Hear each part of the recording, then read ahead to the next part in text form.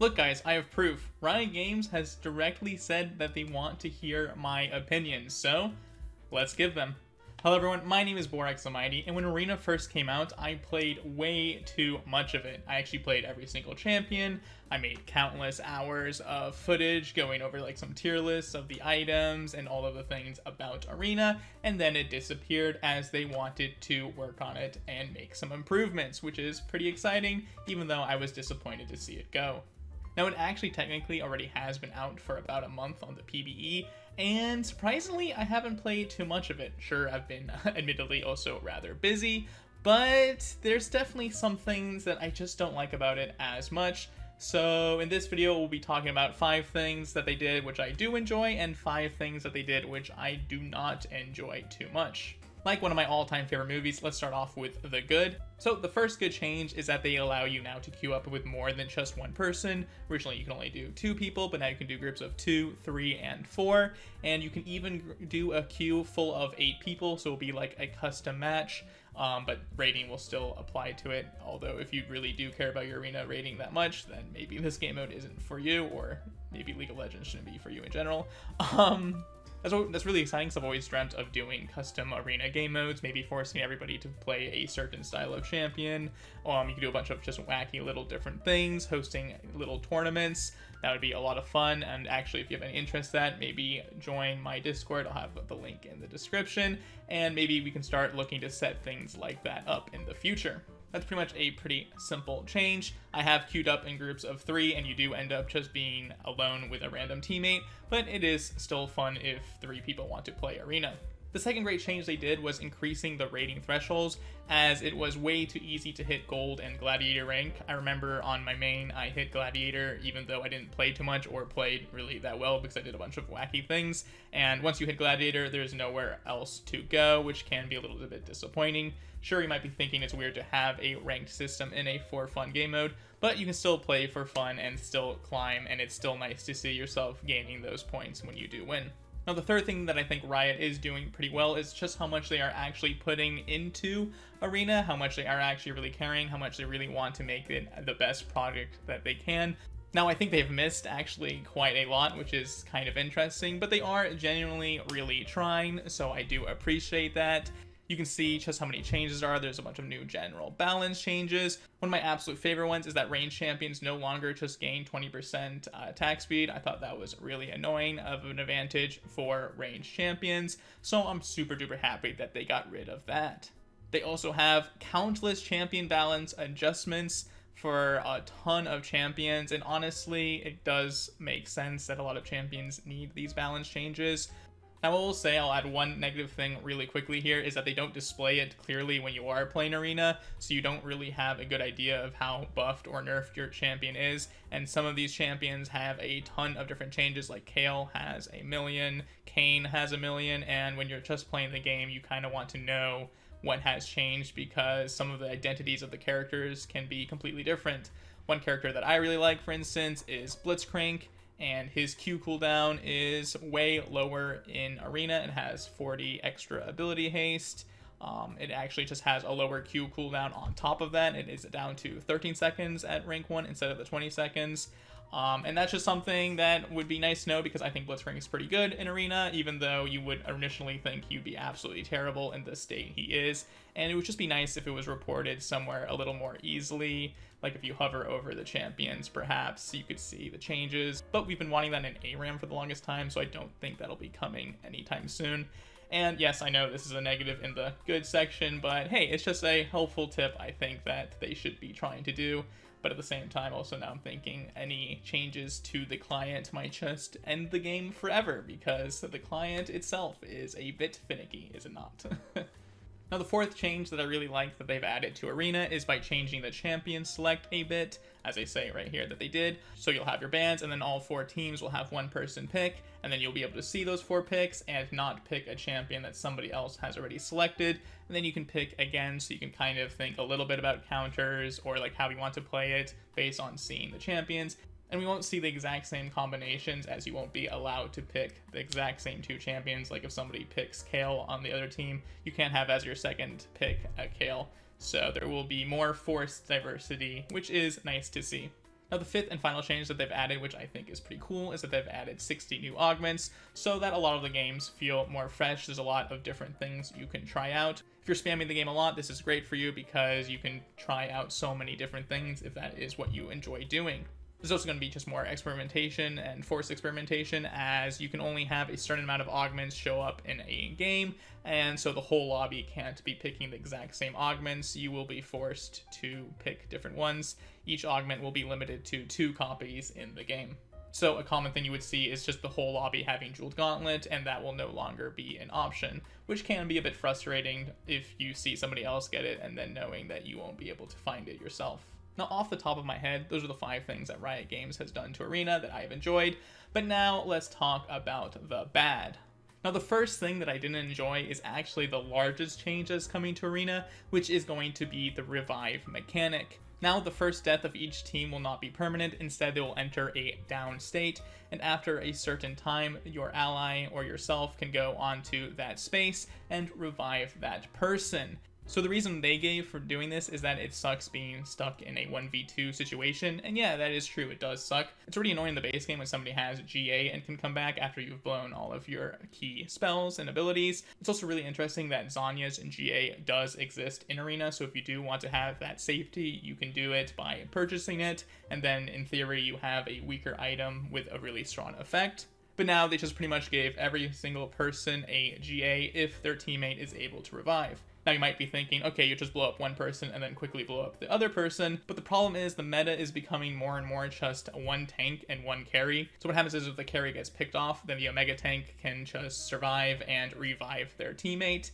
And in the late game, sure, this might not be as common, as you will be able to probably 2v1 and blow up the tank, but it just sucks in general. Here you can see this as this mechanic should result in fewer hopeless situations in the event a teammate gets immediately 100 to 0'd, but that's kind of the point of Arena, is to try and play really well. Normally, you should only be able to 100 to 0 somebody if you land all of your spells, if you play really well. I think the fact that if somebody is getting to 100 to 0 just like really easily, really simply, it's more a sign that the game itself is flawed, and maybe a champion should be looked at and nerfed instead. Like, for instance, if Zed was a good champion and could just instantly 100 to 0 you constantly, then he should just be looked at instead of adding a whole revive mechanic to everything in the game. This is also honestly really punishing in the early game, because what you want to do normally is 100 to 0 somebody so that they're out of the fight. But now if you use all of your abilities on that one person and you and your teammate are both like 50% health and the other person has pretty high health and they can revive that teammate, then there's a good chance they'll actually will be able to win that round instead of you, which just feels really weird. It's honestly kind of hard to describe why this feels so bad. I think if you play it yourself, you realize that it isn't actually as fun or interesting as you might seem. I think it just really feels like a punishment for playing well or using good coordination, because it's not that easy to 100 to 0 somebody. It takes a little bit of skill. Hopefully, again, if it is really easy, then there's just a problem in the game itself. But those certain situations should exist anyways, because it makes the game also interesting. They shouldn't always happen, but if it happens occasionally, then it is very rewarding for the person who was able to do that. We don't want to have a meta where it's just constantly these really annoying Heartsteel tanks are just running around reviving their carries when they get blown up, and then them being able to win the fight. I just think that's really uninteresting and brainless in an Arena game. For me, the idea of Arena is these really cool fights where you're like outplaying your opponents, maybe like outsmarting them with your builds and your augments, instead of just big tank, revive, carry, and then them winning the fight because you and your teammate are both pretty low and have used all of their resources, and you're getting punished for playing a situation well. Honestly, I talked way too much about that, but I really do think it is not a fun addition to the game. Hopefully that's something that Riot realizes themselves, and they do change it the next time Arena comes out, because it looks like Arena will be leaving again. But maybe I'm wrong, maybe everybody loves the revive mechanic, and if they do, then sure, we can keep it in the game, but I do think public opinion will be against the revive mechanic, as it just is not very fun from my personal experience. So the next thing we need to talk about are the cameos. And they discuss that they are removing some of the ones that people didn't like, and they are keeping the ones people did like, and they are adding a couple of new ones. And funnily enough, when I made my tier list going over the PvE rounds, I had set as my favorite and then I had Pike as my second favorite, so good to see that they are back. I actually liked Evelyn, even though they called them out as one that most people didn't enjoy. I guess invisibility is kind of annoying and was kind of quirky. And then all the other ones I didn't really enjoy, and you can see that they got rid of them, so I guess my opinion was decently spot on. That being said, the one that they did keep that I really don't like is Gwen.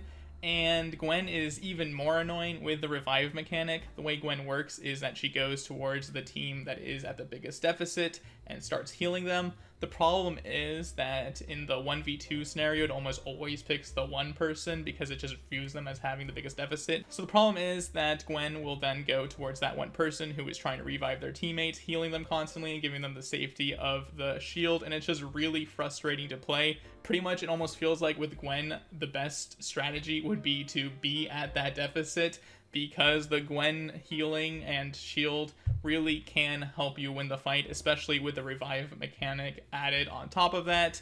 It just seems like Gwen is way, way, way too impactful that it kind of determines every single round that she's in. I don't think that's a good idea for Arena to have these cameos that pretty much single-handedly decide the round. They should have a little bit of influence, and I think they should have some outplay mechanics, because Gwen doesn't have any at all. You can't dodge it like Set or Pike. You can't really interact with it at all. You just need to be losing, and then Gwen decides to help you win, which again is punishing you for doing well, which I don't think Riot Games should encourage. Riot Games is absolutely fascinated with the comeback mechanic. I don't know exactly why.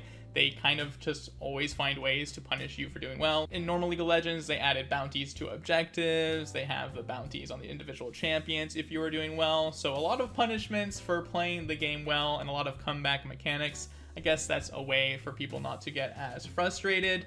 But when it comes to Gwen, it's so obvious, it's so huge, you don't even have to do anything to get it. You don't actually need to get a shutdown, you don't actually need to take a tower. Instead, she just comes to you and makes you super duper strong. So, not fun at all. Now I'll skip Silas for a second and just say Thresh is kind of fine. You just click a lantern and then you can teleport to the Thresh. It's nothing too exciting, it's not honestly my favorite, but I've complained enough where I'll just say it's fine, it's kind of whatever. Now let's talk about Silas, and what he does is he pretty much turns the round into ult spellbook, where everybody gets a random ultimate, and the problem with that is the fact that it is random. I think you should be allowed to choose it like an ult spellbook, because what will happen is you'll just get an ultimate that you really don't want to use. For instance, you could be Lulu and just get a Fiddlesticks ult, and it only is really good if you initiate with the Fiddlesticks, and I don't even think you get the Fear because that's a Fiddlesticks passive exclusive thing. So in that scenario, it would be absolutely terrible. Some people will just get way better ults than you and then just kind of win the round because of that. I haven't played it too much, so I don't really know what ults you can specifically get. Like, I can imagine a Lissandra ult would be absolutely nutty, something like that. Again, because it's just so RNG based and can really impact the round without you being able to interact with it, unlike Set or Pike, it just doesn't feel like fun that you can just lose based on that RNG. Again, I think simply if you were able to pick one of 4 ultimates, it would be way cool. Maybe like have the round start just a little bit later, maybe like 5 seconds to pick that ultimate, so that at least you can pick something that you can kind of use. And sure, it might not be perfectly balanced, but it is a pretty cool idea. It just gets ruined by the random chance of you low rolling while the enemies can high roll something. The next change that they added was Hex Gates to Arena, and they say the reason for this is to help the squishier classes to get away from characters that are trying to chase them down. And again, it is really annoying to have to play around this. What actually more often happens is you're chasing down a tank and trying to stop him from getting away so he can revive his teammate, and then he takes the Hex Gate, and then you have to go all the way trying to chase him while he's regenerating his health, and then he still revives his teammate, which is just absolutely annoying. There's more cases than not where I'm just really frustrated with the Hex Gate. It's kind of cool to use it yourself, where you're like, haha, I got this escape because I use Hex Gate. But oftentimes what will also happen is you just accidentally click it, and then you get thrown away from the fight because the hitbox on it seems way too large than it actually should be. Maybe that's just a skill issue on my end, but we'll have to see if you guys can relate to that. It's not the worst change they added, but it is kind of annoying. I think the existence of power flowers is already enough of a neutral objective to really determine fights, as they are so important. I think adding these Hex Gates to prolong fights to have this annoying escape mechanic for these squishier targets just isn't really fun in my opinion. Now the fourth change that they are doing, which I'm not the biggest fan of, has to do with the item balance. I think they're kind of missing in a lot of regards. I think maybe just because it's coming out on live, they want to be more careful than not. But they're reverting a lot of the changes that they had initially put in, which I think were good. I don't know why they're doing that. Some of the ones specifically are the AP items, which I think are just terrible in general, especially because everybody's going to be more tanky with more max health, as the arena stat adjustments just gives everybody more health. So I don't know why an item like Crown of the Shattered Queen is going back from 100 AP to 80. Just seems kind of weird. Demonic Embrace is an item that gives you % health burn damage, which makes it really good. And if you want proof of how good it is, they are nerfing it by 30 ability power, which is a lot, but that just shows you just how OP the burn items are, which makes you think that they can leave the items like Crown of the Shattered Queen, and the other item being Luden's Tempest. I think they can keep them at the 100 AP threshold instead of the 80, because the only good AP item at the moment, I think, is Liandry's Anguish, which they are trying to nerf even more, because as you can see, they admitted themselves it is overperforming due to everyone getting a lot of free bonus health from the stat buff.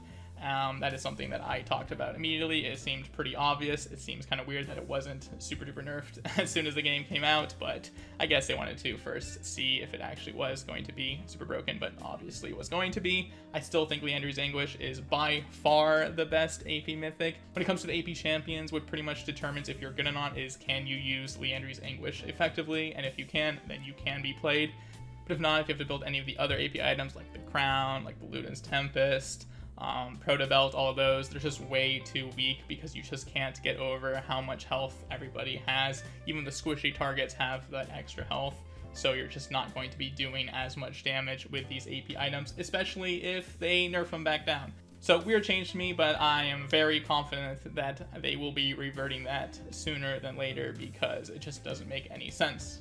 Still sticking with the theme of items, is they've added a few more, and I'm really annoyed they added another on-hit item, as I think that the on-hit champions are really busted. If you don't believe me, just look at the nerfs that the really good on-hit champions have received, as they are pretty insane, like the Vayne, like Kale, stuff like that. So just adding another on-hit item for them seems kind of crazy, especially because the item also gives you lethality and omnivamp, which I think is pretty good in the early game. And also the on-hit damage is not just on-hit damage, it is based on current health and it is based on missing health. And because the game, everybody just has way more health in it, that just makes any items that play around this stat way better. So it is cool that they are adding a new item, but I am a little annoyed that I think the class that already has the best items are the on-hit champions. If you look at my item tier list, I think a lot of them are just in the highest tiers. The fact they give them another option of an item that is really good is really annoying, especially because if you look at the AP champions in Arena right now, they have very limited items. I think they could have used maybe 1 or 2 new ones.